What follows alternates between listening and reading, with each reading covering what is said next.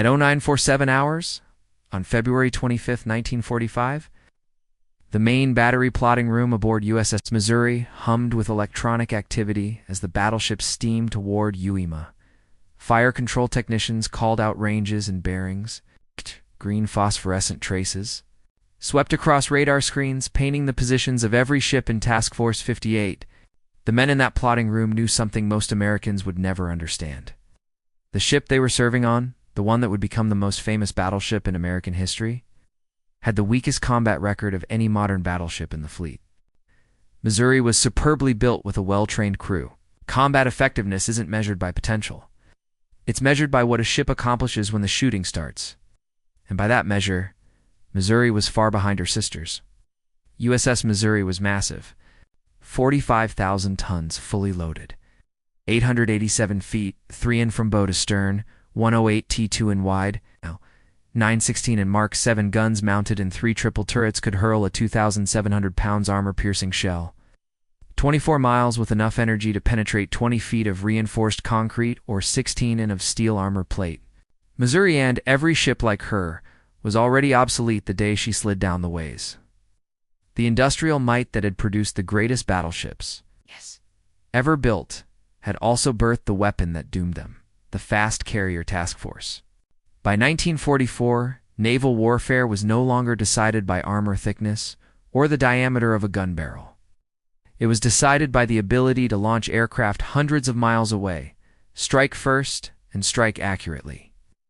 A battleship could throw a 2,700-pound shell 20 miles. A helldiver could carry the same explosive weight 10 times that distance. Missouri's armored Citadel had been engineered to defeat 18-inch gunfire that would never come. All her designers imagined a decisive surface duel against Yamato and Musashi, a clash of giants in which the survival of fleets would hinge on gunnery, armor schemes, and the geometry of naval line-of-battle tactics. Instead, the last great battleship engagements of the war were decided in minutes by aircraft. Even Yamato perished under waves of bombs and torpedoes dropped by pilots, who never came within sight of their target. Missouri's guns would fire in anger only a handful of times. Her most historically significant salvo was not against an enemy fleet, but a ceremonial one signaling Japan's surrender on her. Deck in Tokyo Bay, the ship built to fight a battle that never happened, became the stage on which the war ended. She was powerful, she was magnificent, but she was also a monument to a strategic vision overtaken by Avenza. Masterpiece for a kind of naval war that died before she ever reached it. Missouri had never sunk an enemy warship, never engaged another battleship in surface combat, never fought a gun duel, never fired her main battery at a ship that could shoot back. She never participated in a fleet action. She arrived too late for every major naval battle that defined the Pacific War. Too late for the desperate carrier clashes of 1942 and 1943. When the outcome still hung in the balance, too late for the brutal night actions around Guadalcanal, where American and Japanese battleships traded Titanic salvos at point-blank range. Too late for the Philippine Sea, where American carriers annihilated Japanese naval aviation. Too late for Leyte Gulf, the largest naval battle in history, and the last time. Battleships exchanged gunfire at decisive range. Missouri missed everything. That made a battleship's reputation everything. That tested whether a ship and her crew could perform under ultimate pressure against an enemy determined to kill them. Her powerful guns, her advanced radar, her massive armor, none of it was ever tested against an opponent who could answer in kind. Missouri's wartime service consisted of shore bombardment and anti-aircraft duty, essential roles, vital to the island-hopping campaign, but not the roles battleships were designed to play. Not the crucible that separated great battleships from merely adequate ones. The Iowa-class ships had been conceived as the Navy's answer to Japan's super battleships. Intelligence reports warned that Japan was constructing the Yamato-class monsters, displacing more than 70,000 tons and mounting 18-inch guns capable of destroying any existing American battleship in a straight gun duel. The Iowas were built to meet that threat, to hunt and kill giants. But the giants never came within range of their guns. The Iowas never fought the battle they were built for. The Navy needed battleships fast enough to run down Japanese carriers, and powerful enough to stand in the line of battle against the largest warships afloat. The Iowa-class design was the revolutionary answer. With a maximum speed of 33 knots, at least 5 knots faster than any previous American battleship, they were the first U.S. capital ships able to keep station with the Essex-class fleet carriers that were transforming naval warfare. That speed came from an immense propulsion system, 8 Babcock and Wilcox boilers feeding for General Electric steam turbines that produced 212,000 shaft horsepower. The power was delivered through 4 massive propeller shafts, each turning a 17-foot bronze propeller. The armor scheme was equally advanced. The main belt was inclined inward at 19 degrees to increase its effective thickness without increasing weight. The armored deck above it was designed to break up or detonate plunging shells fired from very long range. Below the waterline, the underwater protection system used layered bulkheads and void spaces to absorb and dissipate torpedo explosions. On paper, an Iowa could take 3 or 4 torpedo hits and remain in the fight. Their fire control systems were the best in the world, better than German, better than British, and vastly superior to Japanese systems. By 1944, American naval radar was roughly 2 years ahead of every other navy. The Mark 8 fire control radar could track targets at 40,000 yards in any weather, day or night. Japanese optical rangefinders were nearly useless beyond 20,000 yards. American battleships could engage and hit targets the enemy could not even see, but by the time Missouri was commissioned in June 1944, the war had already changed. Aircraft carriers, not battleships now, decided control of the seas. Strategic dominance no longer came from battle lines slugging it out in titanic gunnery duels. It came from fast carrier task forces launching airstrikes hundreds of miles beyond the horizon. The era of the great surface battles was over. Leyte Gulf in October 1944 would be the last battleship engagement in history. Missouri missed it by 3 months. The delay wasn't Missouri's fault. Construction simply took time. Her keel was laid in January 1941 at the Brooklyn Navy Yard. The hull slid down the ways in. January 1944. Fitting out and trials consumed another 5 months. She was commissioned on June 11, 1944, and spent the summer and fall training her crew and testing her systems. Missouri did not depart for the Pacific until November. By the time she reached combat waters in January 1945, the Imperial Japanese Navy was a spent force. Japan had already suffered irreversible losses. 4 fleet carriers Akagi, Kaga, Soryo. And here you had been sunk at Midway in June 1942. Wiped out in a single day of catastrophic combat, along with many of Japan's most experienced naval aviators. 3 more carriers were destroyed at the Battle of the Philippines, in June 1944 during what American pilots called the Great Marianas Turkey Shoot. The remnants of the carrier fleet were sacrificed at Leyte Gulf in October 1944, when Japan committed nearly every ship still capable of moving in a desperate last-ditch attempt to smash the American invasion forces. By January 1945, Japan had perhaps 100 operational carrier aircraft left, scattered across the home islands, barely enough to fill a single American carrier deck. No experienced pilots remained. Most of Japan's veteran aviators had died over the preceding 3 years. The new pilots had only minimal training. There was no fuel for proper instruction. Japan resorted to the kamikaze because conventional tactics required skill levels. The surviving pilots no longer possessed. The battleship force was equally shattered. Kirishima was sunk at Guadalcanal in November 1942 by USS Washington's radar-directed gunfire. Musashi, one of the 70,000-ton super battleships, was sunk by carrier aircraft at Leyte Gulf after absorbing 19 torpedo hits and 17 bomb strikes, a brutal demonstration of American air power. Yamato remained afloat, but trapped at Kure Naval Base with no fuel to sortie. Nagata was damaged and immobilized. The combined fleet that had terrorized the Pacific in 1941 and 1942 no longer existed as a combat-capable force. By January 1945, when Missouri finally entered the combat zone, the naval war in the Pacific was effectively over. American carrier task forces roamed Japan's home waters at will. The numerical disparity was overwhelming. Task Force 58 alone fielded 16 fleet carriers and 8 light carriers. Japan had no carriers left capable of launching offensive operations. Missouri arrived when there was almost nothing left to sink. The comparison with other American battleships was stark. USS North Carolina was commissioned in April 1941, 3 years before Missouri had earned 12 battle stars during the war. 12 separate campaigns in which she faced enemy action and contributed directly to American victories.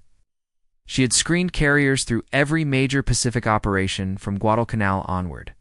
She shot down dozens of Japanese aircraft in engagement after engagement. At the Battle of the Eastern Solomons in August 1942, North Carolina shot down between 7 and 14, attacking Japanese aircraft in just 8 minutes, helping save Task Force 61 from a potentially crippling strike. The exact number was disputed because multiple ships were firing at the same attackers. But North Carolina's gunners performed with extraordinary effectiveness under intense pressure. Her 5-inch dual-purpose guns, 40mm Bofors, and 20mm Oerlikons threw up a wall of steel that shielded the carrier, the Enterprise, from waves of torpedo bombers and dive bombers. On September 15, 1942, North Carolina took a torpedo from the Japanese submarine, 1-19. The hit tore a hole 32 feet wide and 18 feet high in her port side below the waterline. 5 men died in the blast. The explosion flooded several compartments and heeled the ship over with a dangerous list. But the damage control teams responded with disciplined efficiency. They counter-flooded opposite compartments to restore equilibrium, shored up bulkheads to halt further flooding, and kept the ship steaming at 25 knots despite the massive rupture in her hull. She made the long voyage to Pearl Harbor under her own power, covering thousands of miles with a gaping wound in her side. 3 months later, she was back in combat. She supported the Gilbert Islands invasion, the Marshall Islands, the Marianas, the Philippines, Iwo Jima, Okinawa, present for every major American offensive from mid-1942 to mid-1945. 38 months of continuous combat operations.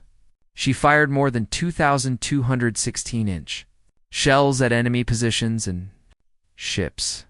North Carolina had been at Guadalcanal when the THL Canal outcome of the Pacific War was still uncertain, when Japanese naval forces were still superior, when every American ship was desperately needed to hold the thin line between victory and defeats Washington.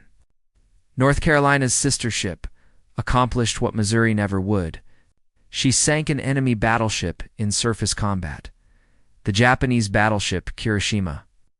In November 1942, during the Second Naval Battle of Guadalcanal, she was the only American battleship to sink an enemy battleship in a night surface action during the entire war. The engagement demonstrated everything that fast battleship concept had been designed to achieve. Although Washington was a North Carolina-class ship, not an Iowa, her action report captured the moment with clinical precision. The battle unfolded on the night of November 14th to 15th, 1942. American forces were desperately trying to prevent Japanese battleships from bombarding Henderson Field on Guadalcanal. If the Japanese succeeded in destroying the airfield, the Marines ashore would be isolated and exposed. They were already barely holding on. Japanese naval superiority in the region was crippling. American attempts to reinforce and resupply Washington's radar picked up Kirishima at 15,000 yards. The Japanese ship was invisible in the darkness, no moon, no stars. Heavy tropical storm clouds blotting out any ambient light. Visual gunnery was impossible. Radar was the only means of detection. Washington closed the distance to 8,400 yards before opening fire at 2,316 hours. The first salvo from Washington's 9 16-inch guns straddled the target shells, landing on both sides of the Japanese battleship. The second salvo hit. The third salvo hit. In roughly 7 minutes of firing, Washington unleashed 75 16-inch armor-piercing rounds and scored at least 9 confirmed hits on Kirishima, each 2,700-pound shell, traveling faster than the speed of sound. punched through the Japanese ship's superstructure and detonated deep inside her hull. Kiroshima's fire control system was wrecked in the opening salvos. Her steering jammed. Fires erupted throughout the superstructure as fuel and ready-use ammunition ignited. The Japanese battleship tried to return fire, but she couldn't find a target in the darkness. Japanese optical rangefinders and visual fire control could not penetrate the night. Washington's radar gave the Americans an overwhelming advantage. Kirishima capsized and sank at 03:05 hours on November 15th, off Savo Island, taking most of her crew with her. The engagement proved that American radar-directed, gunnery, and disciplined crew training could defeat a Japanese battleship, even in the pitch-black conditions where traditional naval doctrine said it was impossible to fight. The action validated the entire fast battleship. Concept ships armed with radar-controlled guns could dominate surface combat regardless of visibility, but by the time Missouri arrived in the Pacific 2 years later, there were no more surface actions left to dominate. USS Iowa, the lead ship of the class, had earned combat achievements Missouri would never match. Iowa had escorted President Franklin Roosevelt to the Tehran Conference. In November 1943, carrying the president across the Atlantic to North Africa, the mission gave Iowa prestige and political significance beyond any combat role. But Iowa also had legitimate wartime credentials far beyond serving as a presidential transport. In February 1944, Iowa's task force raided Truk Atoll, Japan's major naval bastion in the Caroline Islands. The operation aimed to neutralize Truk as a strategic threat before the invasion of the Marianas. Truk was Japan's Pearl Harbor, a vast lagoon anchorage sheltering dozens of warships, hundreds of aircraft, and critical logistics hubs. American planners knew the base had to be shattered before the Central Pacific advance could continue. On February 17, 1944, during Operation Hailstone, Iowa engaged and sank the Japanese light cruiser Katori. The cruiser was attempting to escape Truk Lagoon with other surviving ships when Iowa's Mark 8 radar picked her up at roughly 35,000 yards, about 20 miles away. At that distance, Katori's lookouts could not even see the American battleship. The curvature of the earth hid Iowa's enormous silhouette. Iowa opened fire from ranges where Katori had no realistic ability to respond. The first salvo from Iowa's 9 16-inch guns straddled the target, throwing up immense columns of water on both sides of the fleeing cruiser.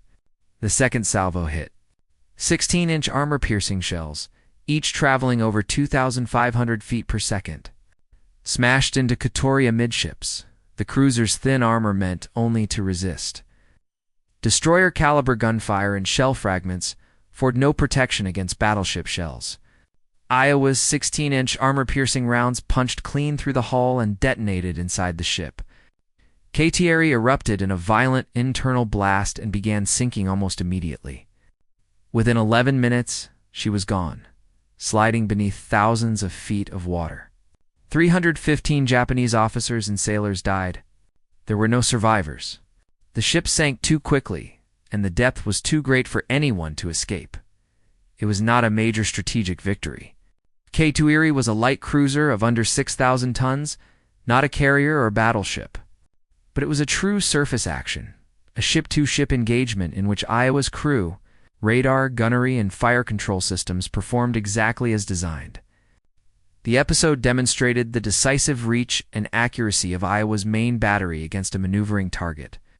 Her guns could destroy ships that could not even see her over the horizon. Missouri would never have that opportunity.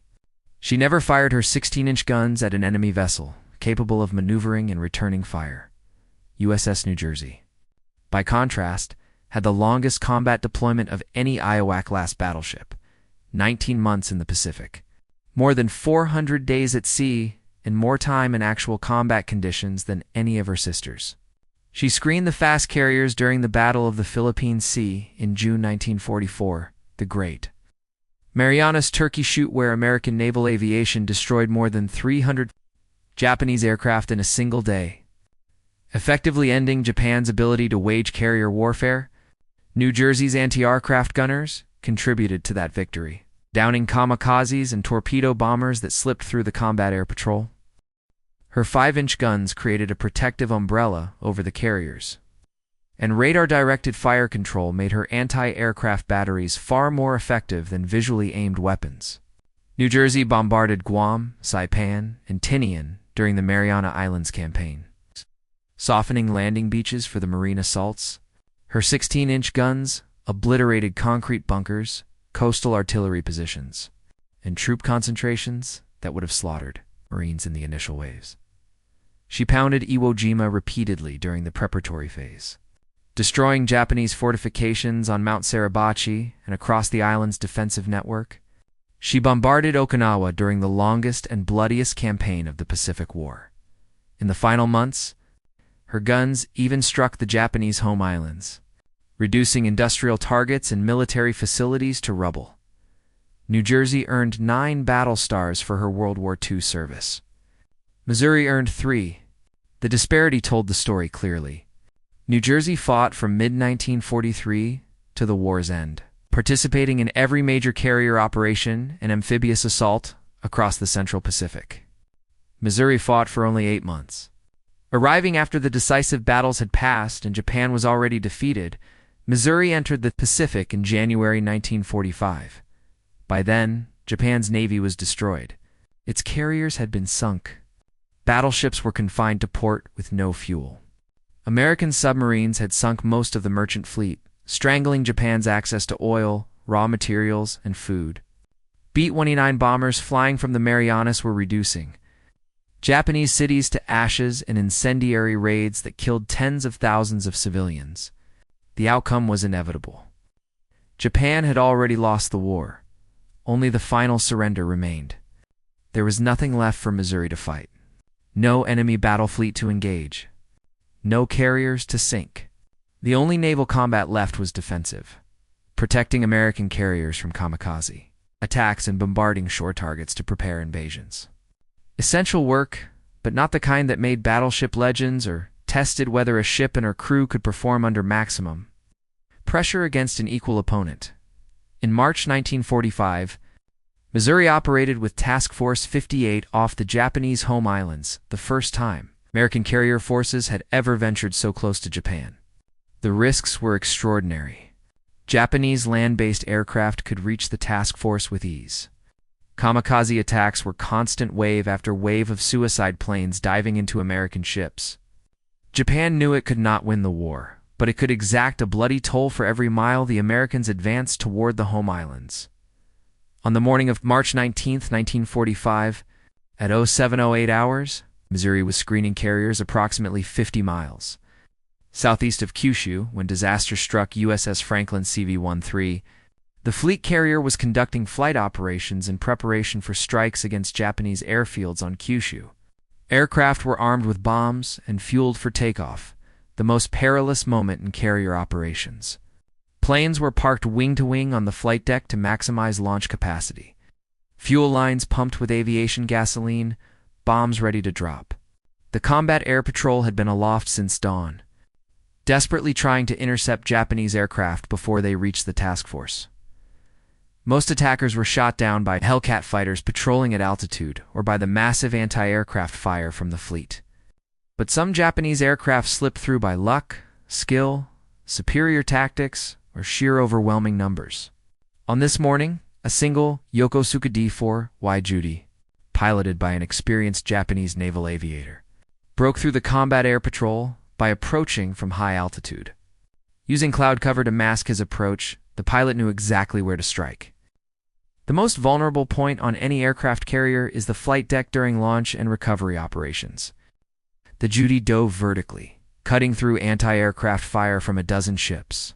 Franklin's gunners tracked the attacker with 5-inch and 40mm guns. Missouri's gunners trained their weapons on the same target. Every ship within visual range opened fire. 5-inch guns fired proximity-fused shells that detonated near the aircraft, sending shrapnel through the air. 40mm quad mounts spewed explosive rounds at 800 rounds per minute. 20mm cannons spat tracer-laden solid shot. The sky became a roiling curtain of steel and fire that should have destroyed any intruding aircraft. but the Japanese pilot held his course through the storm. The Judy slammed into Franklin's flight deck at 0708 hours. The plane and its bombs detonated on impact, piercing the wooden planking and igniting the hangar deck below, where 31 fully armed and fueled aircraft awaited the next launch. The initial explosion ignited thousands of gallons of aviation fuel. The fire spread instantly to armed bombs and torpedoes stored in the hangar deck. Secondary explosions tore through the compartment as bombs detonated. Tertiary explosions followed as ready ammunition for the aircraft's guns cooked off in the heat. Within minutes, Franklin had become a floating inferno. Her entire midsection was engulfed in flames and exploding ordnance. A blaze visible for miles. 80-7 men died that morning. Hundreds more were wounded, burned, or blown overboard by the force of the explosions. Damage control parties fought the fires for 5 hours, battling flames hot enough to melt steel deck plating. They controlled flooding from ruptured fire mains and seawater used to fight the inferno. They stabilized a 30 list that threatened to capsize the ship and send her to the bottom. Many damage control personnel died in the effort, overcome by heat, smoke, or secondary blasts. Through extraordinary courage, skill, and determination, they kept Franklin afloat. She survived, but would never return to combat. She limped back to Pearl Harbor, listing 30 degrees, her flight deck twisted, her hull buckled, and massive holes blown through multiple decks. 87 dead casualties, equivalent to some infantry battalions suffering weeks of combat on Pacific Islands. 1 aircraft. 1 hit. 1 bomb load. Missouri's anti-aircraft guns had tracked the dive bomber throughout its approach and attack run, firing relentlessly. But even her massive defenses could not prevent the disaster. The gun crews opened fire with everything that could reach the target 5-inch guns. 40mm guns, 20mm guns, every weapon capable of elevating high enough and traversing fast enough. Missouri's gunners fired hundreds of rounds at the diving Judy. All of them missed. The Japanese pilot flew through Missouri's defensive fire and hit his target with deadly precision, proving that even the most advanced anti-aircraft systems of 1945 could not guaranteed protection against a skilled and determined attacker. That was the reality of Missouri's combat experience. Watching other ships get hit, firing thousands of rounds and seeing minimal effect. It was not cowardice. The crew performed their duties professionally, but performance and effectiveness are different measures. Missouri's crew did what they were trained to do. Yet they could not prevent the devastation of Franklin. Missouri's official combat record, documented in Navy archives, shows 3 battle stars for World War II service. Battle stars were awarded for participation in designated campaigns and operations. Iwo Jima counted as 1 star. Okinawa another. And operations against the Japanese home islands a third 3 in total. Compare that to other battleships of the Pacific Fleet. North Carolina earned 12 battle stars. South Dakota 13, Alabama 9, Washington 13. Even older battleships damaged at Pearl Harbor ships that had been sunk, refloated, rebuilt, and returned to action had comparable or better combat records than Missouri. West Virginia earned 5 battle stars, including participation at Surigao Strait, the last battleship engagement in history. Tennessee earned 10, Maryland 7, California 7. Missouri had 3. The numbers told the story more clearly than any analysis could. Missouri participated in 3 major operations during her 8 months of World War II combat. Other battleships participated in 7, 9, 12, or 13 separate operations over 2, 3, or 4 years of continuous combat. Missouri fought for 8 months. Other battleships fought for the entire war from Pearl Harbor to Japan's, surrendering years of dangerous operations in hostile waters. Missouri fired her main battery at shore, at targets on Iwo Jima, Okinawa, and the Japanese home islands. These were shore bombardment targets that could not maneuver or return fire with equivalent weapons. Japanese coastal gun batteries posed a threat to landing craft and troops, but they could not endanger a battleship operating 15,000 yards offshore. Missouri could sit beyond the range of coastal artillery and methodically destroy anything that the Japanese positioned on beaches or inland positions visible from the sea. Her 16-inch guns were devastating against fortifications, each shell delivering explosive power equivalent to a massive aerial bomb. The shells could penetrate thick concrete, destroy bunkers, collapse tunnels, and create massive craters. Marines assaulting fortified positions relied on this kind of fire support to survive the initial landing phases. Shore bombardment saved lives by suppressing defenses before troops went ashore. But shore bombardment was not combat in the sense naval officers traditionally used the term when evaluating battleship effectiveness. It was artillery support, important, necessary work. Marines assaulting fortified islands absolutely needed heavy guns to destroy fortifications and reduce casualties. Yet shore bombardment was not the mission battleships were designed for. Battleships were built to fight other battleships in gun duels, to protect carriers from surface threats, and to project naval power against enemy fleets. Shore bombardment was a secondary mission that became primary only when enemy fleets no longer existed. On April 11, 1945, a Japanese Zero broke through the combat air patrol and dove toward Missouri in a kamikaze attack. The pilot was likely already mortally wounded. Witnesses later reported the aircraft was smoking and trailing fire, suggesting it had been hit by anti-aircraft fire during its approach, but retained enough momentum to continue toward its target. Missouri's anti-aircraft batteries opened fire with every gun that could track the diving aircraft. 40mm Bofors quad mounts fired explosive shells. 20mm Oerlikons sent solid shots streaking through the air. 5-inch dual-purpose guns launched proximity fuse shells. Thousands of rounds poured into the sky, forming a defensive umbrella that should have destroyed any attacking aircraft. The Zero pressed on through the storm of fire. Impact occurred at 14:43 hours. The crew felt the ship shudder slightly as the aircraft struck. Damage control reports came immediately from the aft section. The plane had crashed into the starboard side. Below the main deck near Turret 3, the pilot was dead on impact. The aircraft was destroyed. Damage assessment, minimal. A minor dent in the armor belt. Some paint scraped off. No penetration of the armor. No fires. No casualties among the crew. That was Missouri's only hit by enemy action during World War II. One damaged kamikaze aircraft had been stopped by 12 inches of armor. No American lives lost. No significant damage to ship systems. No impact on combat capability. Captain William Callahan made a remarkable decision. He ordered a full military funeral with honors. For the Japanese pilot, the crew recovered what remained of the pilot's body, sewed it into a canvas shroud weighted with shell casings, and buried him at sea with a formal ceremony. It was a gesture of respect for an enemy warrior.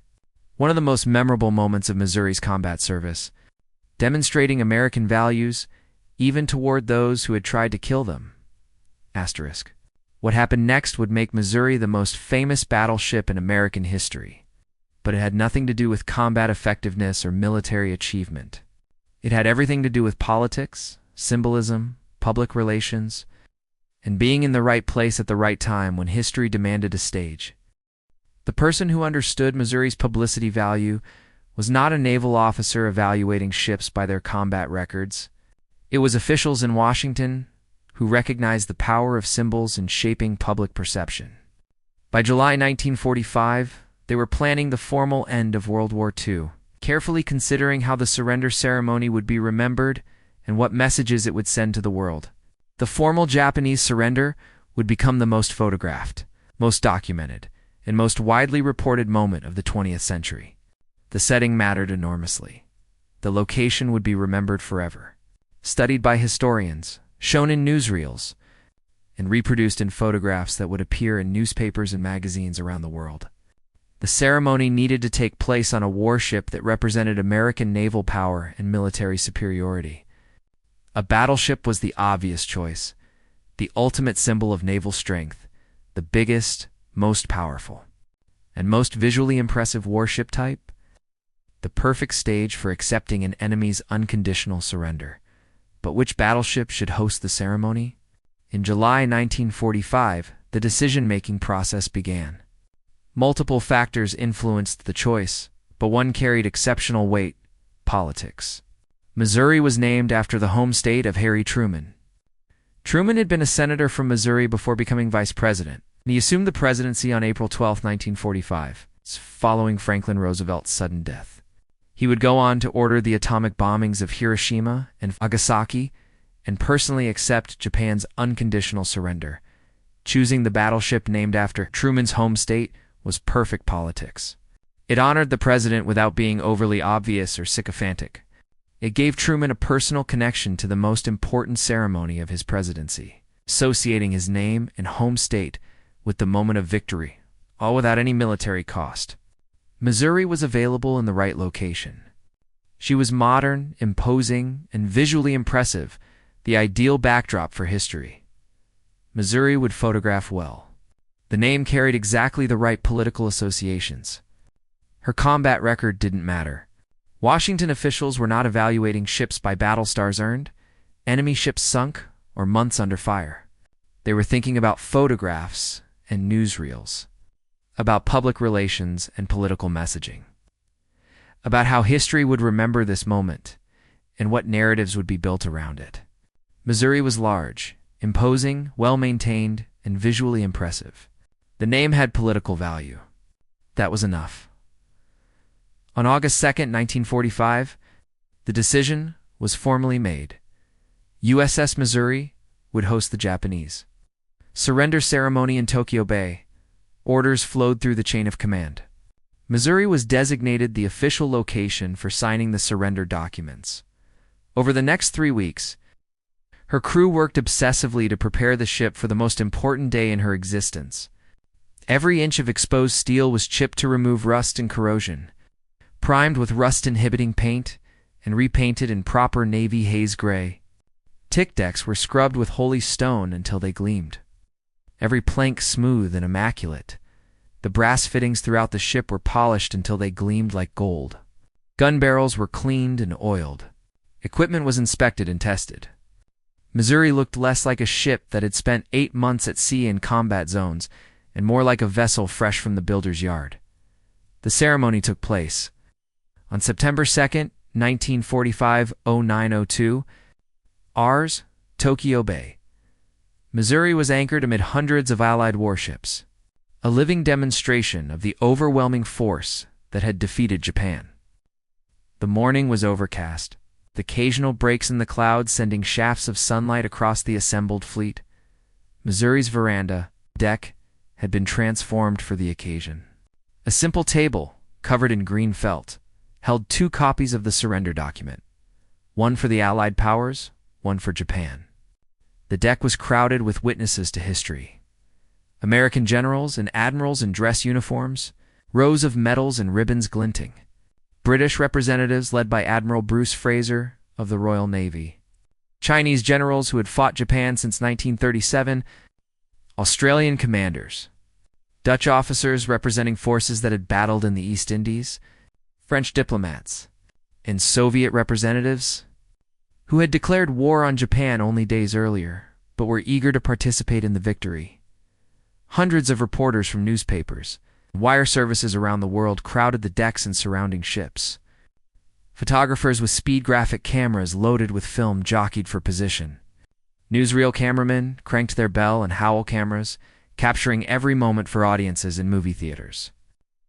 Radio broadcasters described the scene in real time for listeners across the globe. General Douglas MacArthur arrived to represent all Allied powers in accepting Japan's surrender. He had commanded American forces in the Southwest Pacific since the war began.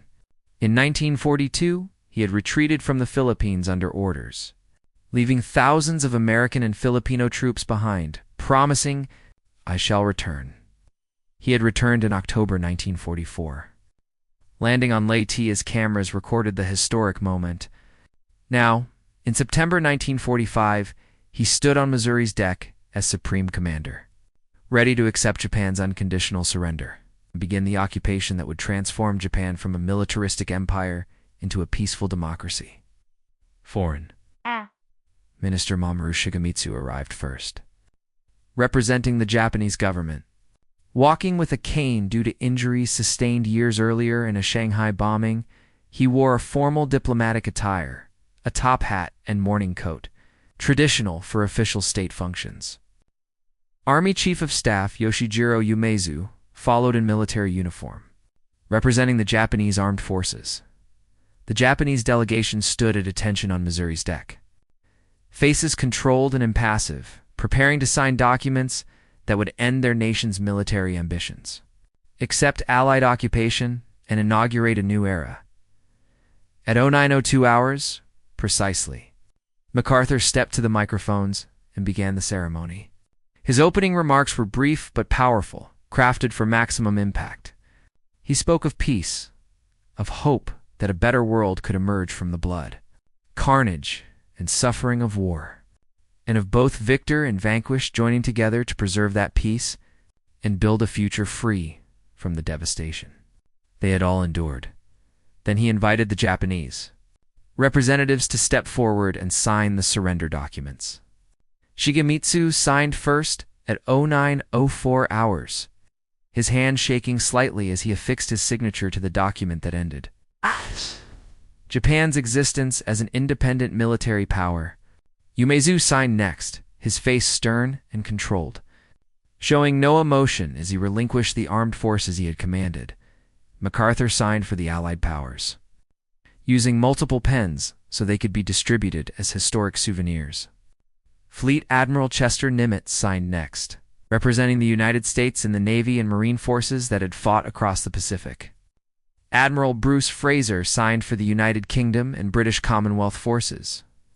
Representatives from China, the Soviet Union, Australia, Canada, France, the Netherlands, and New Zealand followed in order, each adding their signature to the historic document.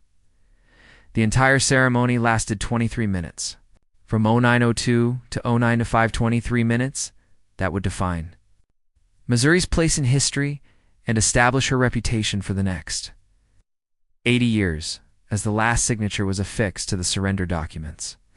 Hundreds of American aircraft from the surrounding carrier task forces flew over Missouri in tight formation. Wave after wave of fighters and bombers provided a dramatic demonstration of the air power that had ultimately defeated Japan. The drone of their engines was an auditory punctuation mark to the ceremony, a reminder that American military power extended far beyond the ships in Tokyo Bay.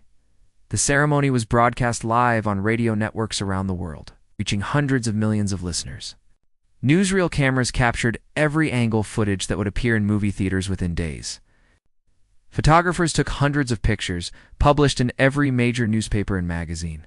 Reporters filed vivid accounts of the scene. Missouri became instantly famous worldwide, more famous than any other battleship, more famous than the carriers that had actually won the war at sea through years of brutal combat.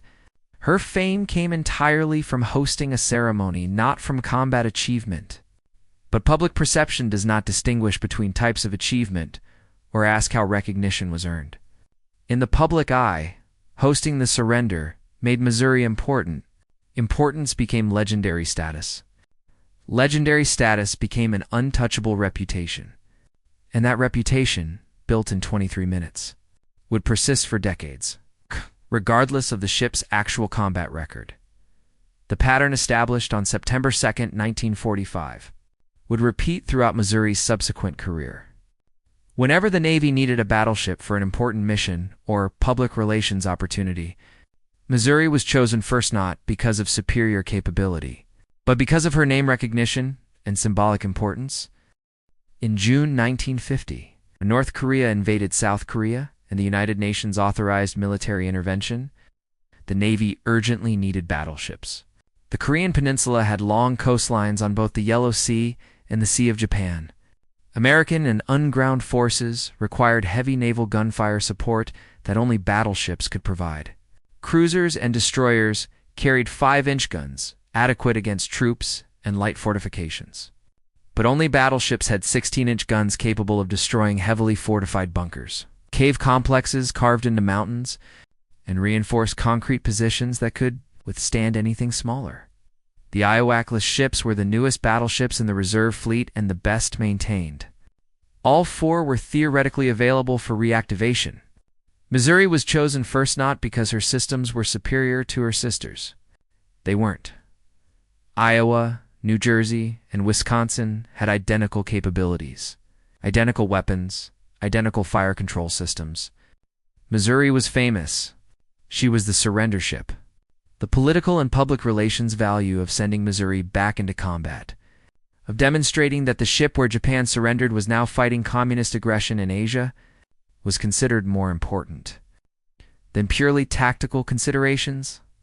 Missouri was reactivated and recommissioned on January 30th, 1951.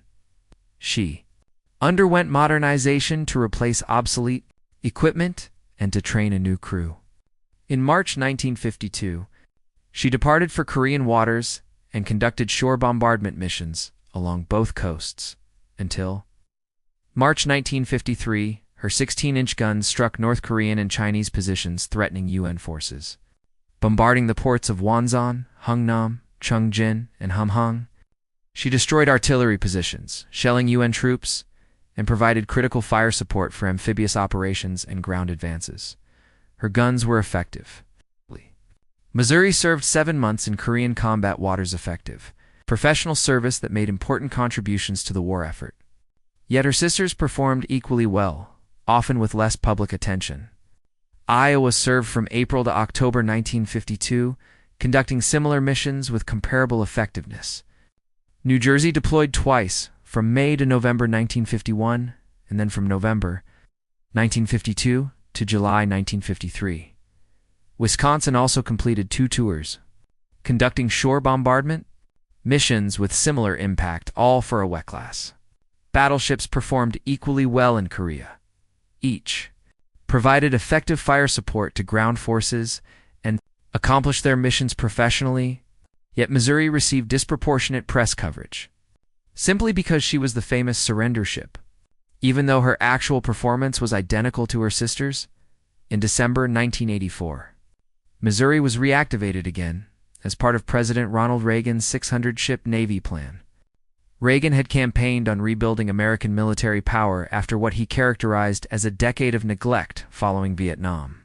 The Soviet Union was expanding its navy with new classes of warships, including the formidable Kirov-class battlecruisers' massive ships, displacing 28,000 tons. Armed with long-range cruise missiles and nuclear-powered for unlimited range, reactivating the Iowa-class battleships made both strategic and economic sense. The ships existed in reserve fleets on both coasts and were in relatively good material condition despite years of inactivity. Modernization was expensive, requiring new weapon systems and electronics, but far cheaper than designing and building new capital ships from scratch. Most importantly, from a political perspective, battleships sent a powerful psychological message. These were the largest, most visible symbols of American naval power. Their return to active service would be noticed by allies and adversaries alike, demonstrating American resolve and capability. 4 Iowa-class battleships were reactivated between 1982 and 1988, Iowa, New Jersey, Missouri, and Wisconsin.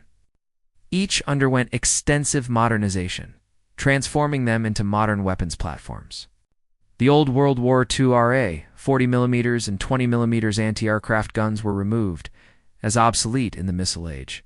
Tomahawk cruise missile launchers were installed in armored box launchers, giving each battleship the ability to strike targets hundreds of miles inland with 32 land attack missiles. Harpoon and T-ship missiles were added for surface warfare. Phalanx close-in weapon systems provided last-ditch missile defense. Modern radar systems replaced World War II-era equipment, while satellite communications and data links connected the battleships to the global command network. The modernized battleships were functionally identical in capabilities. Same weapons, same electronics, same combat systems, same mission profile. But Missouri received special treatment from the start. Her reactivation received more press coverage than her sisters, and her recommissioning ceremony on May 10, 1986. In San Francisco drew an estimated 10,000 spectators, along with extensive national media coverage. Defense Secretary Caspar Weinberger gave the keynote address at Missouri's recommissioning ceremony, explicitly linking her World War II service and the surrender ceremony to her new role confronting the Soviet Union in the Cold War. In January 1991, during Operation Desert Storm against Iraq, Missouri and Wisconsin were deployed to the Persian Gulf. Both provided naval gunfire support against Iraqi positions in Kuwait and launched Tomahawk cruise missiles against strategic targets in Iraq. The battleships performed their missions effectively and professionally. Missouri fired 783 shells during the campaign, destroying Iraqi artillery positions, command bunkers, and troop concentrations. She launched 28 Tomahawk cruise missiles, contributing to the air campaign that preceded the ground offensive. Wisconsin fired a similar number of shells and missiles with equal effectiveness. Both battleships accomplished their missions successfully. Yet news coverage focused disproportionately on Missouri. Network television reporters called her the most powerful battleship in the world, overlooking that Missouri and Wisconsin had identical capabilities. Newspapers highlighted her role at the Japanese surrender ceremony 46 years earlier, drawing connections between World War II and Desert Storm, reinforcing her symbolic status rather than the practical reality of her combat record. The pattern established in 1945 continued in 1991. Missouri received attention far beyond her actual military contribution simply because she was famous. The real battleship heroes of World War II were the ships that fought when the outcome was genuinely uncertain, when American survival in the Pacific hung in the balance, when every engagement could determine whether the United States would hold its positions or be driven back across the ocean. North Carolina at Guadalcanal in 1942, and a few thousand Marines were desperately holding a single airfield against Japanese attempts to recapture it, and when Japanese naval superiority threatened to crush American supply lines. At the Second Naval Battle of Guadalcanal in November 1942, when a single American battleship faced a Japanese force that should have overwhelmed her, but was defeated through superior radar and crew performance. South Dakota at the Battle of Santa Cruz in October 1942. Damaged by Japanese shells, yet continuing to fight. Protecting carriers at a time when America was losing the Pacific War, could not afford to lose ships or men. These ships fought when defeat was possible, when the Japanese Navy was strong, aggressive, and fully capable of inflicting serious losses. They earned their battle stars through actual combat against capable opponents who could shoot back effectively. They protected carriers during desperate battles, ensuring that American forces could continue to contest the Pacific. They fought surface actions at night. They absorbed damage and kept fighting. They did everything battleships were designed to do under the worst possible circumstances. Missouri arrived in January 1945, when the war was effectively won, when Japanese naval power was destroyed beyond recovery, when American air superiority was absolute and unchallenged, when the outcome was inevitable and only the timeline remained uncertain. Missouri's combat role was escort duty, protecting carriers that faced minimal threats, and shore bombardment against targets that could not effectively fight back. It's essential work, necessary contributions to the final campaigns, but not the work that tested battleships under maximum pressure against equivalent opponents, not the combat that separated truly great battleships from merely adequate ones. The three sister ships of the Iowa class all had objectively better combat records than Missouri, yet she would always be overshadowed by her fame. Iowa earned 11 battle stars for World War II service through longer deployments and participation in more campaigns. New Jersey earned 9 battle stars through the longest combat deployment of any Iowa-class ship. Wisconsin earned 5 battle stars through effective service in multiple operations.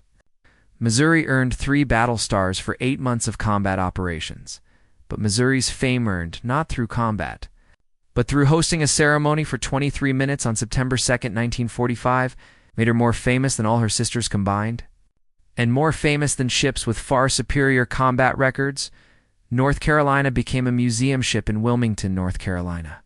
In 1962, the ship was saved from scrapping through a massive public fundraising campaign led by citizens who recognized her historic importance. She deserved preservation, 12 battle stars. the only American battleship torpedoed at sea that returned to action within 3 months. Present at every major Pacific campaign, from Guadalcanal through Okinawa, 2 years of continuous combat operations, a genuine combat record. Earned through years of dangerous service, Washington was scrapped in 1961, the battleship that had sunk the enemy. Battleship Hiroshima in surface combat, proving that American battleships could dominate night actions through superior radar and training, was cut up for scrap steel. Her combat achievements were forgotten. Nobody organized campaigns to save her. She simply wasn't famous enough to generate public support for preservation. Iowa became a museum ship in Los Angeles. New Jersey became a museum in Camden, New Jersey. Wisconsin became a museum in Norfolk, Virginia. All three served longer in combat than Missouri, fought in more campaigns, earned more battle stars, and faced more dangerous opposition. All contributed more to winning the Pacific War through actual combat operations. Yet, Missouri, the surrender ship, remained the most famous. A symbol whose fame rested entirely on the stage she provided history. Rather than the battles she fought, Missouri became a museum in Pearl Harbor in 1999. The location was perfect for symbolic purposes, just 500 yards from the USS Arizona Memorial.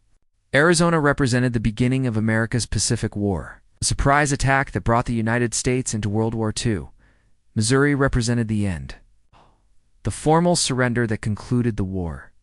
The symbolism was powerful and historically resonant, except that it was based on circumstance rather than combat.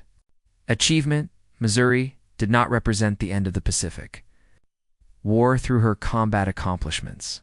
She represented the end because political officials chose her as the site for a ceremony, based largely on her name and its connection to President Truman. The truth about Missouri's combat record was always available in official Navy records for anyone who cared to look. 3 battle stars. 8 months of combat operations. No enemy warships sunk. No major surface engagements. These facts were never classified or hidden. They appeared in entries in the Dictionary of American Naval Fighting Ships, in official Navy histories, and in unit records maintained by the National Archives. Asterisk. But most Americans never consulted these sources. They saw photographs of the surrender ceremony. They read magazine articles and books, calling Missouri the greatest American battleship. They watched documentaries that focused on the ceremony rather than combat records. They assumed Missouri had earned her fame and reputation through exceptional combat performance, rather than through political convenience and symbolic importance. Missouri became and remains the most famous American battleship of World War II. That fact is indisputable. The surrender ceremony, her preservation as a museum in Pearl Harbor, the countless books, documentaries, and magazine articles, the public recognition and name awareness, all of this made Missouri more famous than any other capital ship in American naval history. But if you evaluate battleships by objective measures of combat effectiveness, by the actual battles they fought and won, the enemy ships they destroyed, the carriers they protected through years of dangerous operations, the months and years spent in hostile waters facing capable enemies who could fight back, the damage they absorbed and the losses they prevented, Missouri ranks near the bottom among modern American battleships of World War II. Only USS Indiana, which spent most of the war in training and secondary roles, had a less impressive combat record among modern battleships. The surrender ceremony was historically significant, symbolically powerful, and politically important. It marked the formal end of the most destructive war in human history. But hosting that ceremony for 23 minutes did not make Missouri a great combat battleship. It made her a famous battleship, chosen for political reasons, to serve as a stage for a historic moment. Understanding the difference between fame earned through circumstance and greatness earned through years of combat achievement is essential too. Understanding what actually happened in the Pacific War, which ships truly carried the burden of fighting when the outcome was uncertain, which vessels genuinely deserve to be remembered as the most effective fighting ships of their era. Asterisk, We'd love to hear from you. Leave a comment below telling us where you're watching from. Thank you for watching. Thank you for keeping these stories alive.